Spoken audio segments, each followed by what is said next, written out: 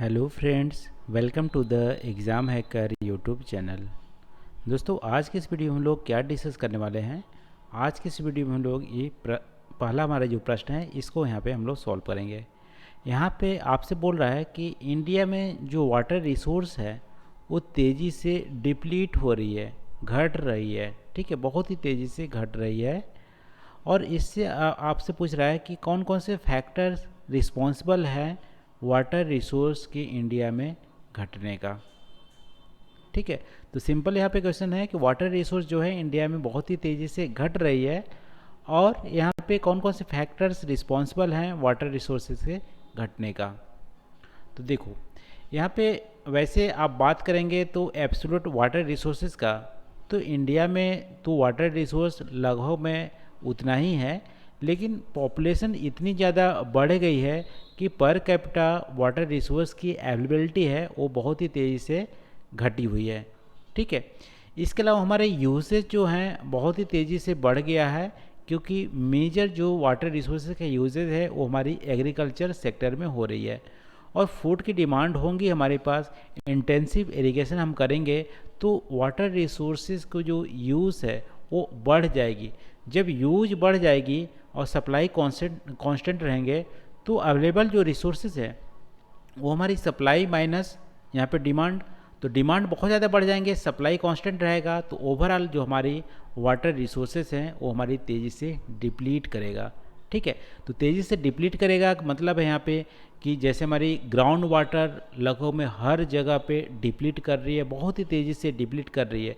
चाहे वो पंजाब हरियाणा का क्षेत्र हो, चाहे हमारी बिहार वेस्ट बंगाल का क्षेत्र हो, चाहे हमारा पूरे सदर्न इंडिया का हो, सब जगह ग्राउंड वाटर की टेबल बहुत ही तेज़ी से डिप्लीट कर रही है। और बहुत सारे जो सिटीज़ हैं वहाँ पे ग्राउंड वाटर तो है ही नहीं। ठीक है, ख़त्म ही हो गई है, पूरी तरह से ख़त्म हो गई है। जैसे कि चेन्नई का आप एग्जाम्पल ले लो। इसके अलावा सरफेस वाटर भी बहुत तेज़ी से डिप्लीट कर रही है, क्योंकि कंजप्शन ज़्यादा हो रहा है।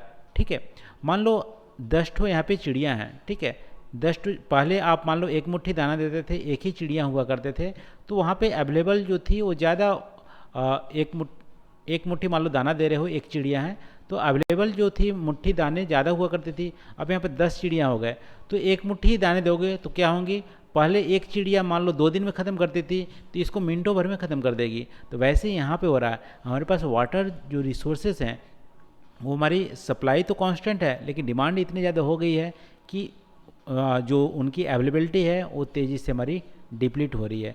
उसके लिए फैक्टर्स जो रिस्पॉन्सिबल है, मेजर फैक्टर्स तुम्हारी पॉपुलेशन का ग्रोथ ही है। पॉपुलेशन के ग्रोथ के चलते हमारी फूड डिमांड हो रही है, एग्रीकल्चर हम अच्छे इंटेंसिव कर रहे हैं। इसके अलावा हमारा इंडस्ट्रियल और डोमेस्टिक वाटर यूसेज भी बढ़े हैं। ठीक है, इसके अलावा जो भी हमारे पास वाटर हैं उसमें भी हम पॉल्यूशन करके उसको ख़राब कर दिए हैं, तो अवेलेबल टू यूज जो वाटर है वो हमारी कम है। ठीक है, तो ओवरऑल हमारा फैक्टर्स रिस्पॉन्सिबल में 3 आप फैक्टर दे सकते हो।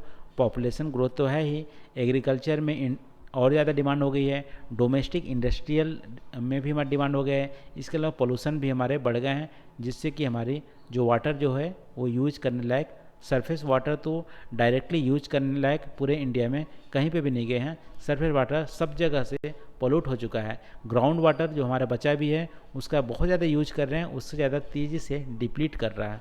ठीक है, तो इस तरह से आप इसके आंसर को टैकल कर सकते हैं।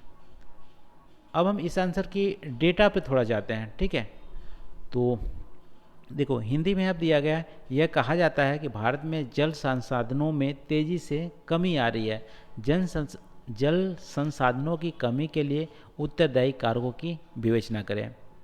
देखो अगेन यहाँ पे डेटा पे जाएंगे तो हमारा इंडिया की जो सरफेस एरिया है, वर्ल्ड की सरफेस एरिया की 2.45% है, वर्ल्ड की जो पॉपुलेशन है 16% है, और वर्ल्ड की वाटर रिसोर्सेज 4% है। तो पॉपुलेशन बहुत ज़्यादा है, लेकिन हमारे पास वाटर रिसोर्सेज कम है। ठीक है, और पॉपुलेशन बहुत तेज़ी से बढ़ भी रही है, तो इसके चलते हमारी available to water resource India में पर कैपिटा घट रही है। अभी आप देखोगे तो सरफेस वाटर पर ईयर हमारे पास अवेलेबल है 690 क्यूबिक किलोमीटर, और ग्राउंड वाटर है 432 क्यूबिक किलोमीटर। दोनों को मिला के हमारा बोले तो 1122 क्यूबिक किलोमीटर है। ठीक है, पॉपुलेशन लेकिन बढ़ती जाएगी तो हमारे पास रिसोर्सेज ये हमारी डिप्लीट करते जाएंगे। मेजर जो फैक्टर्स हम लोग देखे थे कि जो हमारी एग्रीकल्चर के लिए बहुत ज़्यादा हम ग्राउंड वाटर और सरफेस वाटर दोनों के लिए यूज करते हैं। इसकी डेटा की बात करेंगे तो हम एग्रीकल्चर सेक्टर में 89% जो सरफेस वाटर है हम एग्रीकल्चर सेक्टर में यूज करते हैं सरफेस वाटर का, और ग्राउंड वाटर जितनी अवेलेबल है उसका 92% हम यूज कर लेते हैं एग्रीकल्चर में। तो एग्रीकल्चर हमारा आप बोल सकते हो कि 90% से ज़्यादा जो हमारे वाटर रिसोर्सेज हैं एग्रीकल्चर सेक्टर में यूज होते हैं। और इसके अलावा जो हमारी इसके लिए रिस्पॉन्सिबल रीजन है कि हम फ्लड इरिगेशन करते हैं, यही हम करें स्प्रिंकल या ड्रिप इरिगेशन से हम करें तो इतने ज़्यादा हमारी वाटर रिसोर्सेज यहाँ पे यूज नहीं होंगे। ठीक है, और वाटर इंटेंसिव हम क्रॉप उगाते हैं, शुगर केन, पैडी, उसके लिए भी हमारे वाटर ज़्यादा यूज होते हैं। तो वाटर रिसोर्सेज को हम इफ़िशियंट यदि यूज करें तो हमारी बात यहाँ पे बात बन सकती है। और पॉल्यूशन भी हमारी मेजर कारक है, क्योंकि पूरे इंडिया में जो सरफेस वाटर है वो हमारी पॉल्यूटेड हो चुकी है। डायरेक्टली उसको पीने के लिए खासकर यूज तो नहीं कर सकते हैं, एग्रीकल्चर पर्पज़ के लिए हम यूज तो करते हैं। तो और पॉल्यूशन हमारे केमिकल फर्टिलाइज़र, पेस्टिसाइड, इसके चलते हमारी सॉइल की जो होल्डिंग कैपेसिटी होती है, मॉइस्चर होल्डिंग कैपेसिटी है, वो भी हमारी रिड्यूस हो जाती है। तो रेनफॉल हमारी होती है तो सॉइल बहुत देर तक उसको मॉइस्चर को रिटर्न नहीं कर पाता है, क्योंकि केमिकल फर्टिलाइज़र और पेस्टिसाइड यूज करके सॉइल हार्ड हो जाती है। तो ये भी हमारी एक मेजर रिस्पॉन्सिबल है वाटर अवेलेबिलिटी, वाटर रिसोर्सेज का डिप्लीट होने का। तो ये रहा दोस्तों आज के क्वेश्चन का डिस्कशन। आई होप यहाँ पे जो डिस्कस किए हैं आपको पसंद आएंगे। आज के लिए बस इतना ही। Thank you for watching. मिलते हैं अगले वीडियो में नए टॉपिक के साथ। Thank you.